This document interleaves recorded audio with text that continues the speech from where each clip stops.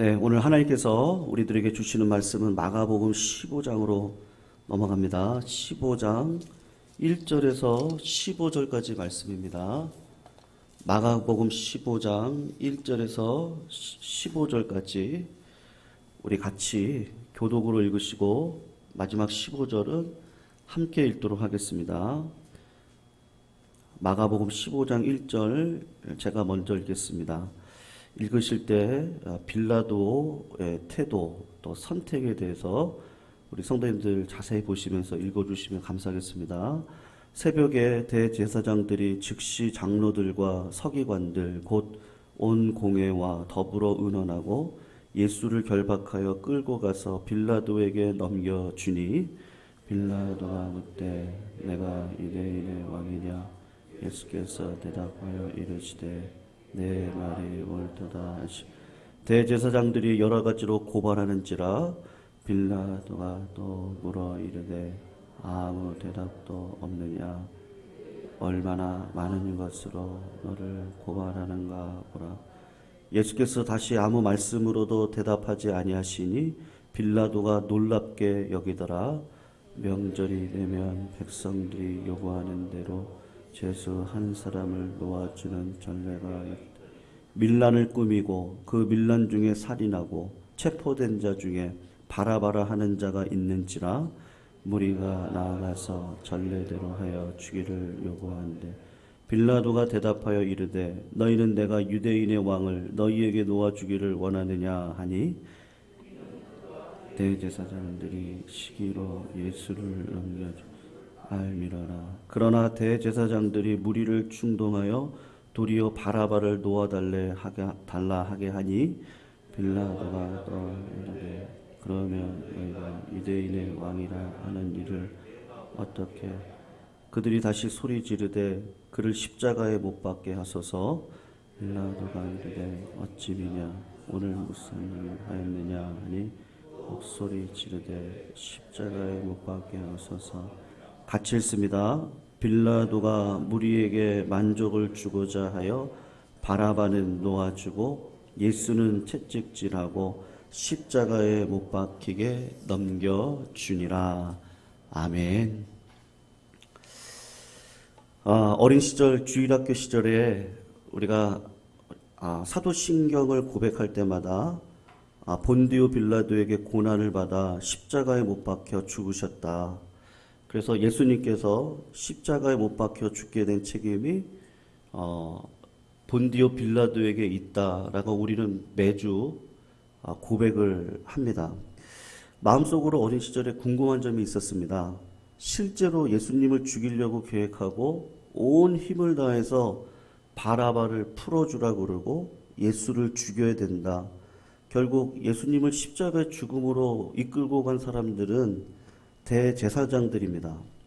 대제사장들이 이 사람의 죽음의 피해 대가를 그리고 우리 자손들에게 돌려라. 그래서 히틀러 시절에 600만이나 되는 유대인들이 죽음을 맞이했던 그런 기록이 있는데 빌라도가 하도 난리를 치니까 대야를 가지고 와서 손을 씻고 나는 이 사람의 죽음과 관계가 없다. 분명히 성경은 그렇게 기록을 하고 있습니다. 그래서 어린 시절에 제가 생각할 때 예수님을 죽인 사람은 대제사장들과 종교 지도자들이지 본디오 빌라도가 애매하게 예수님의 죽음에 대해서 누명을 쓴 것이 아닌가. 그래서 많은 성도님들 중에 어떤 분들은 이렇게 이야기를 합니다. 목사님, 본디오 빌라도가 도대체 무슨 죄가 있길래 죽을 때까지 우리가 사도신경 고백하면서 본디오 빌라도에 대해서 이야기를 하냐고 그렇게 질문하시는 성도님들도 더러 있으셨습니다. 여러분, 우리나라에 실제로 있었던 일인데요. 제 어린 시절에 있었던 기사였습니다. 아주 유명하신 판사님이신데 사형 판결을 내리게 되었습니다. 여러 가지 정황, 사건으로 볼 때 이 사람이 그분이 생각할 때는 살인자가 맞습니다. 그래서 사형 판결을 내리고 사형 집행을 했던 적이 있었는데 이 판사님은 평소에도 옳은 판단을 하기로 유명하신 판사님이셨어요. 그런데 사형이 집행되고 난 이후에 세월이 지나서 그 살인 사건의 진범이 다른 사람으로 발견이 되어졌습니다. 그 판사님이 굉장한 마음의 가책을 받고 자기가 볼 때는 여러 가지 심리 가운데 정황으로 볼 때 사형 판결을 내렸는데 알고 보니 잘못된 판결을 내린 겁니다. 여러분, 이 판사님이 어떻게 하는지 아십니까? 나중에는요, 법복을 벗으셨습니다. 그리고 제가 알기로는 스님이 되셨다는 이야기를 제가 어릴 적에 들었던 적이 있습니다. 여러분, 본디오 빌라도를 생각하실 때 본디오 빌라도는 당시 최고의 재판 기관의 대표자다라고 할 수가 있습니다. 지금으로 보면 대법원격인데요. 본디오 빌라도의 판결이 최종적인 판결이 되는 것이죠. 본디오 빌라도가 로마의 식민지 이 예루살렘에 와서 총독으로 일을 하면서 입법과 사법과 재판에 대한 최고의 결정을 내리는 사람입니다. 그러니까 본디오 빌라도가 무죄라고 하면 무죄가 되는 것이고 유죄라고 하면 유죄가 될 수 있는 그런 권한이 있는 사람입니다. 그런 결정적인 재판관으로 예수님을 오랫동안 신문을 했습니다. 그리고 빌라도가 판결에 대한 결론을 이르렀는데 어떤 결론을 내린 것이죠? 보니까 이 사람은 무죄합니다. 많은 사람들이 이 사람을 죽이려고 하는데 그 동기를 보니까 빌라도가 분명히 알아요. 이건 시기심 때문이다. 질투심 때문이다. 이 사람의 로마법으로 보면 죽일 사람이 아니라는 것을 빌라도가 확신을 합니다. 그래서 빌라도가 3번이나 유대인들에게 뭐라고 이야기하냐면 이 사람은 무죄하다, 죄가 없다라고 이야기를 하니까 예수님의 무죄에 대한 확신한 재판입니다. 확신을 가지고 있는 것이죠. 그럼에도 불구하고 성도님들, 이게 중요한데요.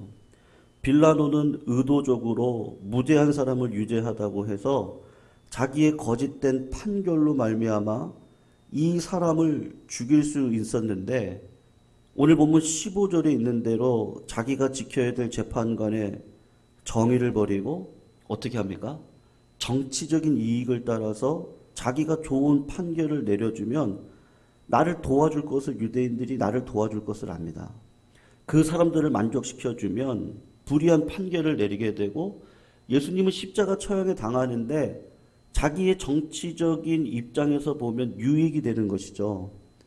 여러분, 만약에 빌라도가 로마가 보낸 통치자로서 예수님을 믿는 자들이 아니더라도 판결을 굽게 하기보다는 정의로 살아가시는 분들도 많이 계십니다. 그러니까 일반 은총에 따라서 판결을 내린다면 결코 예수님은 십자가에 달려서 돌아가실 이유가 전혀 없습니다.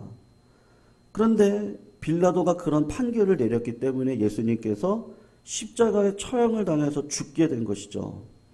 그러니까 종교 지도자들, 대제사장들 아무리 예수님을 죽이려고 애를 써도 하나님께서 주신 자리가 있거든요. 그 자리에서 이 사람은 무죄하다고 로마법에 보면 죽일 이유가 하나도 없다고 석방을 해버리면 예수님은 죽으실 이유가 없습니다. 그런데 빌라도가 정의를 꺾어버린 것이죠. 흰 것을 뭐라고 본 거예요? 검은색이라고 자꾸 본 겁니다. 그리고 예수님을 죽이게 되는데 여러분 결국 누가 죽인 거예요? 판결을 했던 본디오 빌라도가 예수 그리스도를 죽인 겁니다. 성도님들 반대로 한번 생각을 해보세요. 예수님이 있는 자리에 30대 청년, 그 예수님이 있는 것이 아니고 자기가 섬기는 로마 황제의 친척이 예수님의 자리에 서 있다라고 생각을 해보세요. 빌라도가 왜 이런 판결을 내리겠습니까? 분명히 로마 황제의 친척이에요. 그리고 자기가 볼 때 로마법으로 죄가 없어요.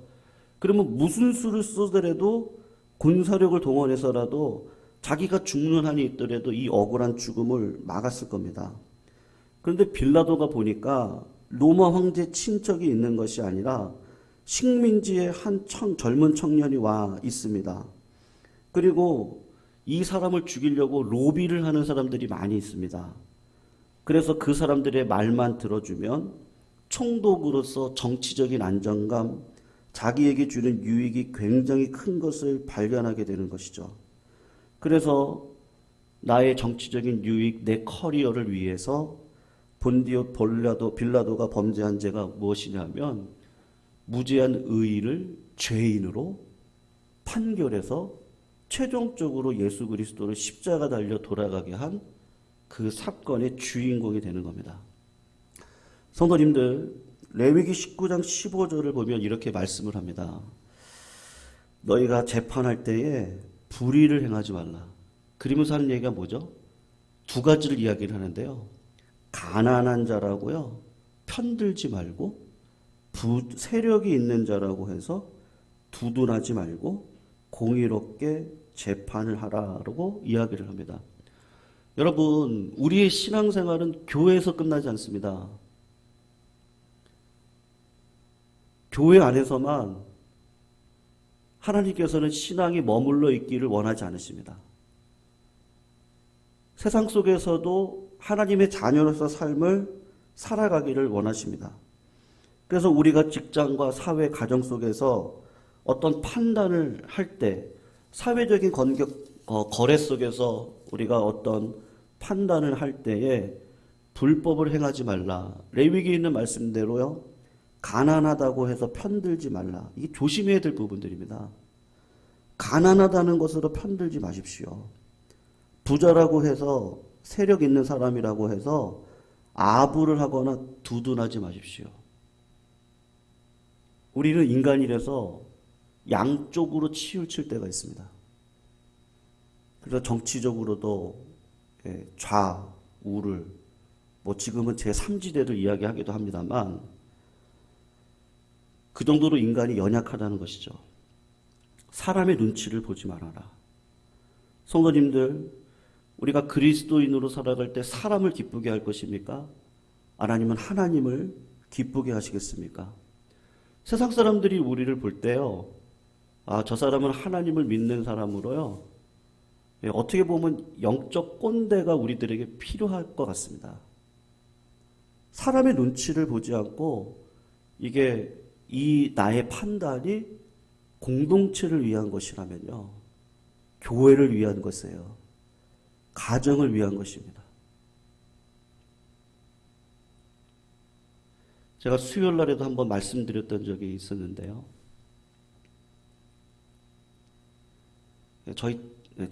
그냥 그냥 용서하시고 들어주십시오. 제 밑으로 여동생이 둘이 있는데요. 바로 밑에 동생이 이제 교회에서 피아노를 칩니다. 근데 숙대 피아노과를 다니는 청년 하나가 이렇게 교회를 들어왔어요. 그래서 담임 목사님이 보실 때 이 숙대 피아노과를 다니고 있는 친구의 재능이 아깝고 또 새로 들어왔으니까 교회에 적응도 시켜야겠고 그래서 저희 동생한테 가서 11시 대예배 반주를 하고 있었는데 가서 이제 이야기를 한 거죠. 뭐라고 이야기를 했냐면 숙대 피아노과 우리 청년 하나가 도래왔는데 11시 예배 반주를 그 친구한테 맡기고 너는 저녁 예배 반주로 가면 어떻겠느냐. 이제 그렇게 이야기를 했습니다. 여러분, 그런 이야기를 들었던 여동생이요, 많이 화가 났어요. 화가 나서 이제 집에 와가지고 이제 부모님하고 이런저런, 저도 이제 거기 같이 껴가지고 이런저런 이야기를 하다가 이것을 우리가 어떻게 볼 것인가. 부모님은 그러시더라고요. 그냥 제가 볼 때는 옳은 판결이라고 생각하는데 목사님이 왜 그렇게 결정을 했겠느냐는 거예요. 왜 그렇게 결정을 했을까? 우리는 괜찮다는 거죠. 우리는 어떻게 해도 교회에 뿌리 받고 신앙생활 할 사람들이고 신앙생활 오래 하지 않았느냐. 자리가 뭐가 중요하냐. 그런 의미 아니었겠느냐. 그래서 그때 기억하기로 어머님이 그런 얘기를 하셨는데 제 여동생이 찬미인데요. 찬미야, 너 그거 하나님 앞에 지금 쌓는 거야. 복을 쌓고 있는 거야. 어떤 자리든지 상관없어. 그냥 목사님께서 왜 그러셨을까? 새로운 청년 하나 교회에 붙이려고 하는 거니까 그냥 순종하면 어떨까? 판결을 그렇게 부모님이 해주셨는데 지내놓고 보니까 그 말이 맞더라고요. 예. 우리 교회 안에서도 혈연이 있을 수 있습니다. 교회 안에서도요, 우리 고향 간에 뭐가 있을 수도 있습니다. 수많은 것들이 있을 수 있습니다. 근데 이게 실제적으로 들어가서 보면 교회를 위해서 판단을 할 때 이게 참 쉽지는 않은 것 같아요. 우리가 사회 속에서도 마찬가지입니다. 사회 속에서 직장 생활하면서 사업장을 가지고 일을 할 때 진짜 신자된 모습으로 하나님의 말씀대로 살아가는 게 쉬울까요? 정말로 쉽지 않습니다. 제가 아는 분은 건설업을 하고 계셨는데요. IMF를 통해서 타격을 입었습니다. 근데 그 소규모 건설업이셨는데 날마다 예배드리고 날마다 큐티를 해요. 근데 IMF 때문에 이분이 정직하게 사업을 하셨던 분인데 무너지게 생긴 거예요. 하나님이 늘 정직하게 쓰셨던 분이신데 이분이 어느 정도로 신앙이 있느냐 하면 자기 그러니까 직원인 것이죠. 직원의 아들이 이 신부전증으로 고생을 하고 있는데 자기 거를 맞으면 자기 걸 주겠다고 사장님께서요. 네, 그러신 분이에요. 그 정도로 신앙이 있으신 분인데 진짜로 맞아요. 이게 맞는 거예요. 그래가지고 그것을 이렇게 신부전증을 기증을 해서 그 자식이 살아났습니다. 근데 하나님께서 어떻게 은혜를 주시는지 그것이 또 소문이 나가지고요. 금감 원장에게 그 금감 원장님이 그 당시에 IMF 당시에 사랑의 교회 장로님이셨는데 어떻게 연결이 돼서 하나님께서 은혜를 베풀어 주셔서요. 재정적으로 어떻게 도움이 되고 어떻게 하다 보니까 그 기업체가 살아나게 되었습니다. 근데 저는 그렇게 살아날 수 있었던 이유는 하나님의 말씀과 공의대로 살아갔던 이 기업을 하나님께서 최종적으로는 책임져 주시는데 어떤 삶을 살아왔느냐 하면 하나님을 의식하고 사람을 의식하여 판단하기보다는요. 하나님을 의식하고 살아가는 삶을 살아갔던 것입니다. 성도님들, 빌라도가 참 악합니다. 왜 악하죠? 빌라도가 왜 악합니까? 우리는 사람을 보면 다 알아요. 1년만 사계절만 지내보면요. 그분의 중심 가운데 뭐가 있는지를 우리는 다 압니다. 근데 하나님은 어떠시겠어요? 하나님은 더 잘 아시죠. 외모를 보지 않고 중심을 보시는 하나님이 더 잘 아십니다. 그 중심 가운데 뿌리가 하나님을 바라보고 있냐. 하나님을 바라보고 있다는 증거가 뭐죠? 내가 기도를 열심히 해요. 그러면 하나님 바라보고 있는 겁니까?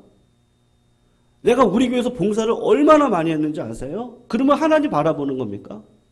제 말씀에 오해하시면 안 됩니다.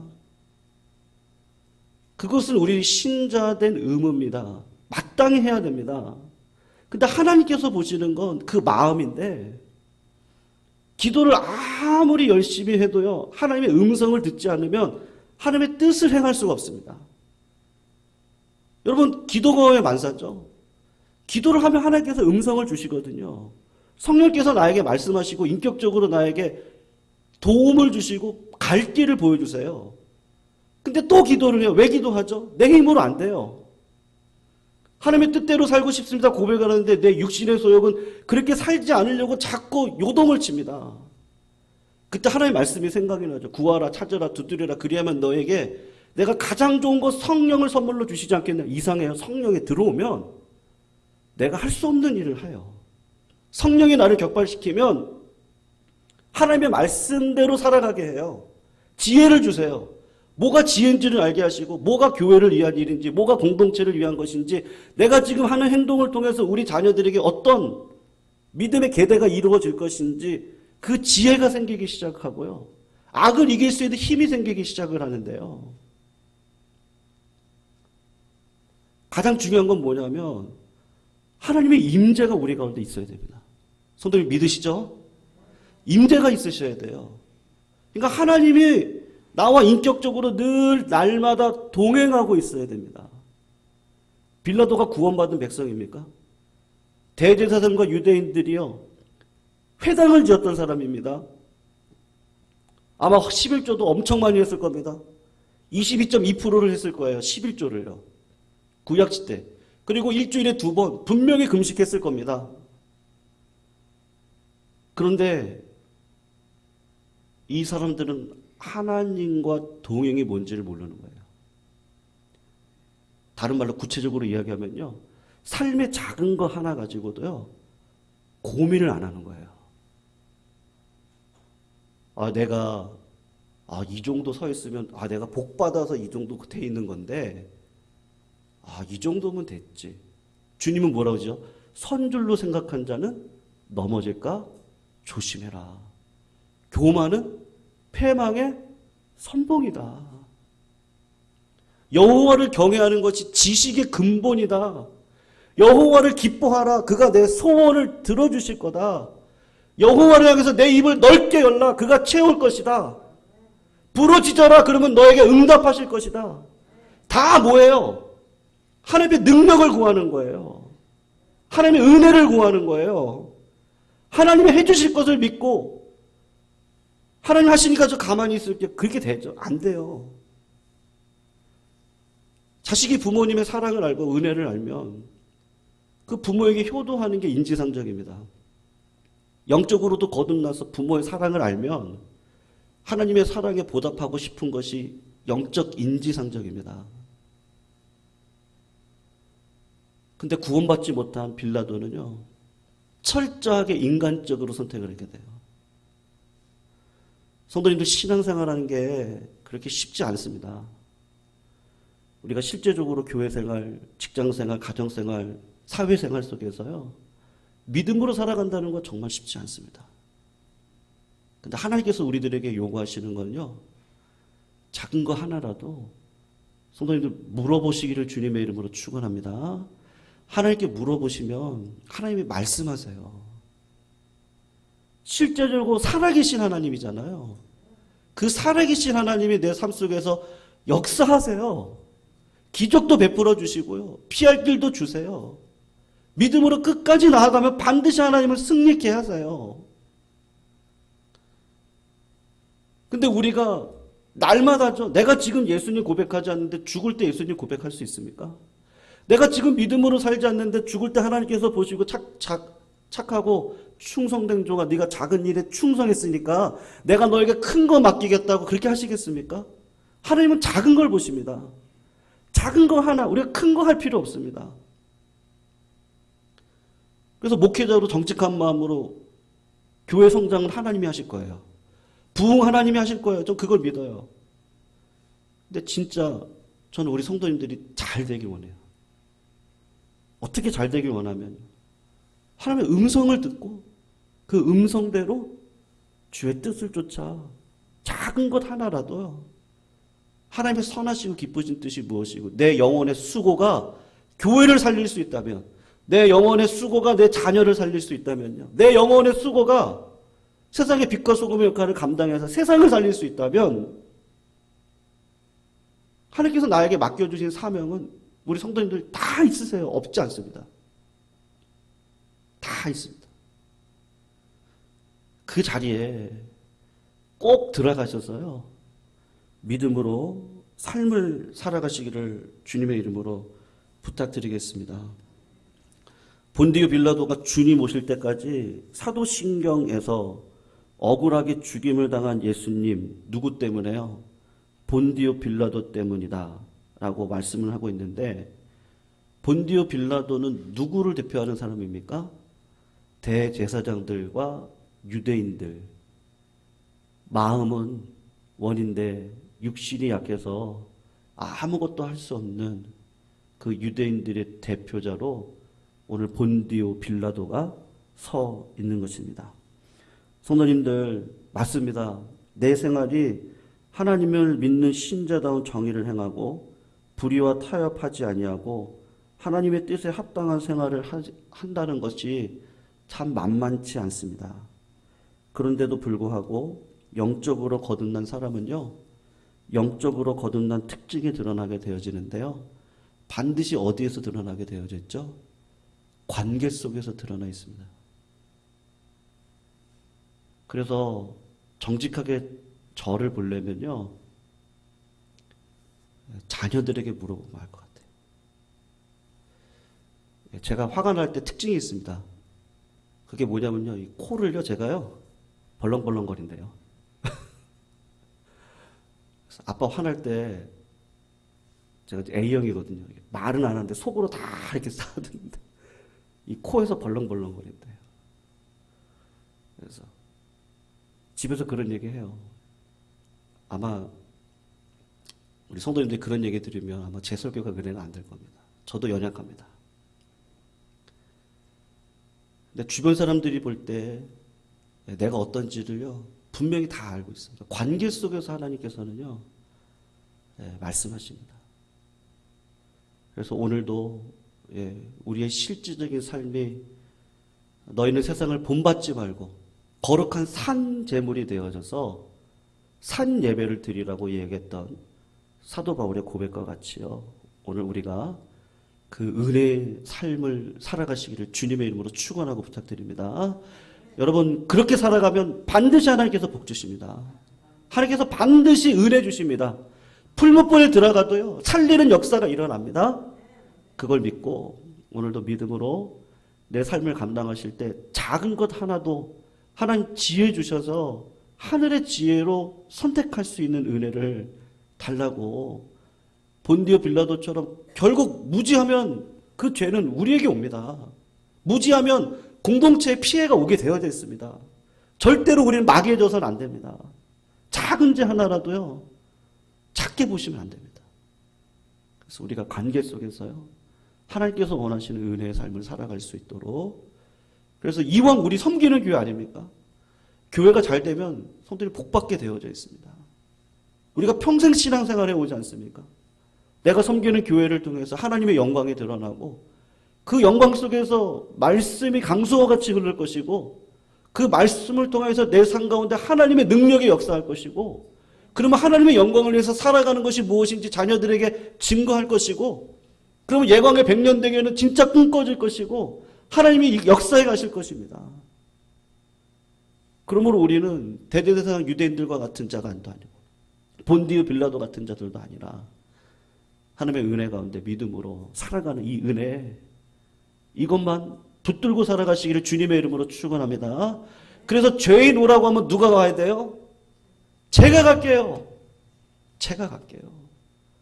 본디오 빌라도는 그걸 모르는 거예요. 자기가 판결자라고 생각을 하고 있는 거예요. 자기도 죄인인데 나의 정치적인 입장에서 판결을 해서 내가 유익을 얻어보겠다고. 그래봤자 100년 아니겠습니까? 100년 인생 살고 영원의 형벌 가운데 있느니 이 짧은 인생, 눈 깜짝할 사이 지나가는 이 인생을 믿음으로 살아, 믿음으로 구원받아, 믿음의 은혜 안에 살아가는 그 은혜가 있으시기를 주님의 이름으로 축원합니다. 오늘 우리가 아까 불렀던 찬양 같이 한번 부르시면서요, 주님 날 오라고 할 때요, 죄인, 내가 죄인인데 이 죄인을 불러주신 은혜가 감사하다고, 저 죄인이기 때문에 하늘의 지혜가 필요하다고, 제가 죄인이기 때문에 하나님의 능력이 필요하다고, 성령이 필요하다고, 오늘 이런 고백으로 이 찬양을 같이 한 번만 더 불렀으면 좋겠습니다.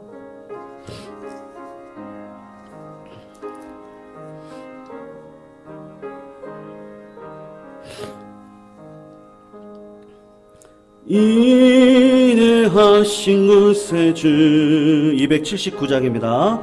내가 비오니 죄인 오라 하실 때에, 죄인 오라 하실 때에 날 부르소서. 주여 주여 내가 비오니, 주여 주여 내가 비오니, 죄인 오라 하실 때에 날 부르소서. 자비하신 보좌 앞에, 자비하신 보좌 앞에 꿇어 엎드려 자복하고 회개하니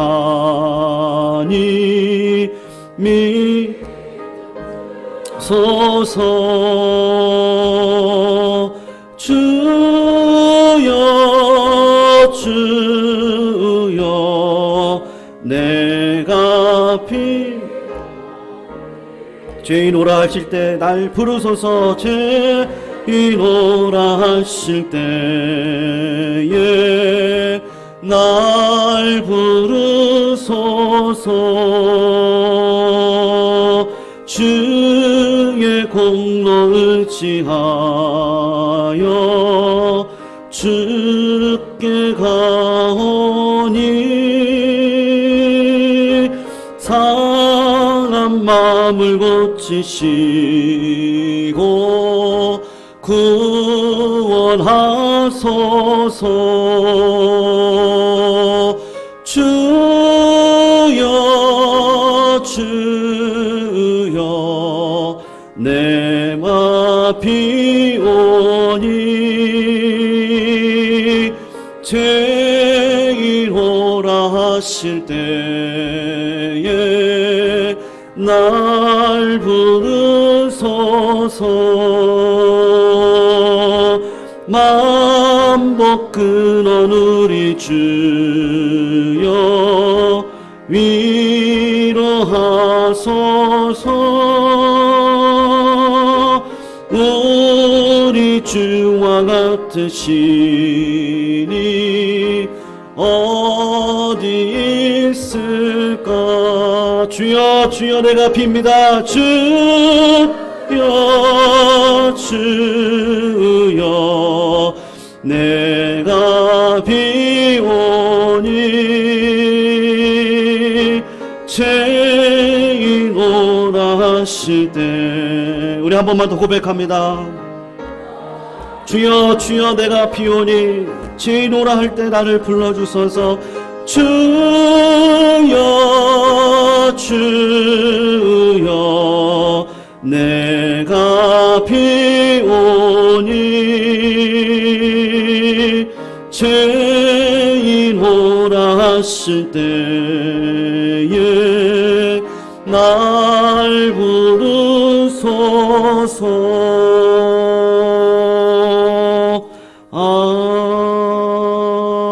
아멘. 우리 성도들 이 시간 같이 한번 기도할 때요, 본디오 빌라도에게 억울하게 고난을 당한 우리 주님, 그 주님은 십자가의 길을 당당히 걸어가셔서 죄인된 우리를 오늘도 불러주셨습니다. 하나님께서 영적으로 거듭난 신자로 살아갈 때 주시는 특징이 하나님의 공의를 담고 합당한 삶을 살아갈 수 있는 은혜가 우리 가운데 있는 줄로 믿습니다. 성도님들, 이번 주일날은 우리가 성찬식으로 지키게 돼 성찬식을 하게 됩니다. 은혜의 수단은 말씀과 기도와 성찬입니다. 우리가 한 주가 마음가짐을 최선을 다하고 정직한 마음과 성실한 행동 속에서 이 성찬의 은혜를 통해서 반드시 나를 죄인으로 불러주신 예수님을 만날 수 있습니다. 이 성찬식에 하나님의 크신 은혜가 흘러넘칠 수 있도록 인도해 달라고 이 시간 같이 한번 기도해 주시고요. 또 큰 잔치가 벌어집니다. 우리 백상철 성도님 주님 앞에 부름받아 이제 세례받고 신자로 살겠다고 다짐하는 시간, 또 우리 김지한 어린이 유아 세례를 통해서 이제 믿음의 가문을 이루는 대를 이어가겠다고 하는 고백을 우리들이 하게 되는데, 우리 모두가 대부로 이 어린아이를 위해서 같이 기도하고 정말로 이 영적인 새 생명이 태어나는 이 축제 자리 가운데 하나님 진정한 기쁨이 흘러넘칠 수 있도록 이번 주일을 인도해 달라고 같이 기도해 주시고요. 그리고 우리가 믿음으로 살아가는 거 쉽지 않습니다. 그래서 우리가 기도하는 거죠. 하나님 능력 주셔야 제가 할 수 있는데, 오늘도 교만하지 아니하고 선줄로 생각한 자 넘어질까 조심하라 말씀하셨는데, 오늘도 우리들에게 겸손한 마음 주셔서 할 수 있으면 교회가, 할 수 있으면 내 가정, 할 수 있으면 내 자녀, 할 수 있으면 하나님께서 이 세상을 어떻게 그 마음을 우리가 바라보고 주님 마음대로 따라갈 수 있는 저희가 될 수 있도록 인도해 달라고 이제 같이 한번 기도하시고 가지고 나오신 기도 제목 붙들고 같이 기도하시도록 하겠습니다. 같이 하나님 앞에 간절한 기도의 제목을 올려드립니다. 사랑의 하나님 감사합니다. 아버지 하나님의 사랑과 은혜를 누리며 걸어갈 수 있도록 인도해 주시니 감사함을 올려드립니다. 하나님, 죄인이 나를 불러주시 아버지, 죄인인 나를 하나님께서 은혜 삼아 주셔서 주의 거룩한 존전 앞에 세워주시고 기도와 말씀의 복을 허락하여 주시고 좋은 성도님들, 좋은 교회, 좋은 우리 목사님, 아버지 좋은 우리 장로님들, 우리 권사님들 만나게 하셔서 신앙생활 할 수 있도록 은혜 주신 것 감사합니다. 하나님, 정말 우리 예관교회가 시대적인 사명을 감당하고 아버지 깨끗한 그릇으로 세움받기를 원합니다. 어떠한 자리에든지 본디오 빌라도와 같은 자리에 서지 아니하도록 겸허한 마음과 십자가를 지는 마음과 나를 부인하는 마음을 허락하여 주시옵시고 아버지께서 허락하신 아름다운 공동체를 통하여서 하나님 각 가정마다 복을 받는 은혜가 있기를 원합니다. 하나님, 우리 성도님들의 기도가 있습니다. 다 응답받게 해주시옵시고 복받게 해주시고 기적이 일어나게 해주시고 삶 속에 하나님의 은혜를 경험할 수 있도록 인도해 주셔서 주의 복음의 증거자로 다 설 수 있도록 아버지 인도하여 주시옵소서. 이번 주일날 3찬식 진행되어질 예정이오니 우리 몸과 마음에 죄짓지 않는 인생 살아갈 수 있도록 인도해 주셔서 주의 피, 주의 몸을 나누는 시간을 통하여서 나를 죄인으로 불러주신 예수 그리스도 만날 수 있도록 주님 인도해 주시고 세례 받으신 우리 백성들 성도님 건강으로 지켜주시고 보호해 주시고 그 10년 가운데 뿌리 박히게 해주신 그 믿음의 은혜를 통하여서 은혜의 도구로 쓰임받을 수 있도록 인도해 주십시오. 우리 지안이 유아 세례를 통하여 믿음의 계대를 이어가기를 원하니 그 가정 가운데 은혜의 복을 허락해 주시고 태문 열어주셨사오니 복된 인생 살아갈 수 있는 은혜를 인도하여 주시옵소서. 우리 성도님들의 수많은 기도 제목 가운데 오늘도 응답의 역사를 기대하며 나아가오니 하나님 역사하여 주시옵소서.